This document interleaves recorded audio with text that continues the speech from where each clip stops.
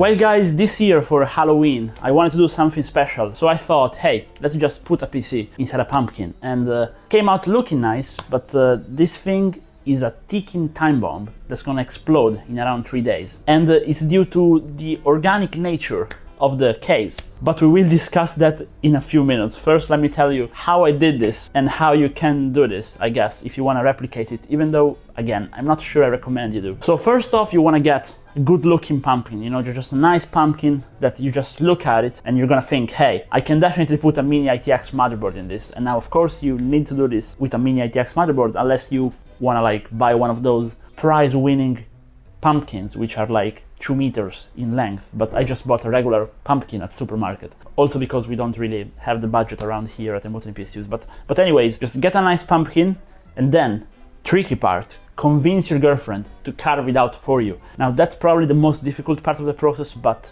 once you've convinced her, you now have unpaid manual labor to get your pumpkin ready, and she's also gonna be a much better artist than you. Just let her do her thing, let her carve it out, and once the pumpkin is looking nice, just maybe you pick the design just to make sure it comes out nicely and to remove any kind of intellectual work from her. Then, once the pumpkin is fully ready, you need to dry it up. Now guys, let me tell you, drying it up is not fun, okay? So I went through like 50 different articles on the internet about how to do this.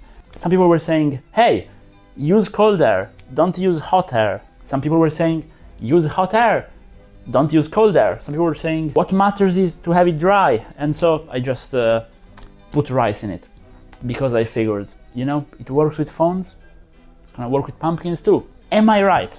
The whole pumpkin got covered in mold. So we had to spend like an hour to remove the mold. Again, you need to convince your girl to just, you know, do the unpaid labor for you again, and maybe promise her that you're gonna take her a nice trip on Halloween. But anyways, once the mold was out, I figured, okay, the organic matter in this thing is not sustainable. So best thing to do is to just paint it, which was the idea from the beginning. So people told me if you put some kind of resin in it, you can like replace the organic matter with inorganic matter, like the Egyptians used to do with people, you know. I figured some acrylic paint is gonna do the job fine. So we just went ahead, taped around the eyes and the side of the pumpkin in order not to get our black paint on it, and just spray painted it black because it's very Halloween themed, right? The paint was just coming off as soon as I touched the pumpkins. So I just painted it like 6 times, 6 coats of black paint, and then just put a transparent coat on it to also make it look nice on the outside. Well, it still kind of destroys itself if you touch it. So in the end I just put cardboard into it and spray painted the cardboard as well. Also, some pieces of the pumpkin were falling off, so I put some metal rods inside of it to make it stay up. And also, when I came back this morning after letting the pumpkin sit for the night, it was full of bugs, just lingering around it. Now, of course, if you have the acrylic paint, they're not gonna go inside, but they really would like to eat this delicious pumpkin, so they're gonna find a way in eventually. But thanks to all that, what we have now is a fully functional pumpkin PC. Now let me turn it on for you. I didn't include a power button, I just mapped the BIOS to automatically turn on if I do this. Yes, it's very noisy. Let me turn it off to talk to you guys. Now, the most important thing, if you want to do something similar, even though if it's not a pumpkin, is that you get proper hardware. So I got an SFX power supply, which is not even standard SFX, it's just like an old server PSU, which by luck had the right connections. And by the way, yes, I may have glued an AMD cooler on the motherboard, even though the motherboard is Intel, just to make it look even more strange. Let me know if you like that. Maybe drop a follow, because I went through this thing for a week to make a video, and it's not coming out too well.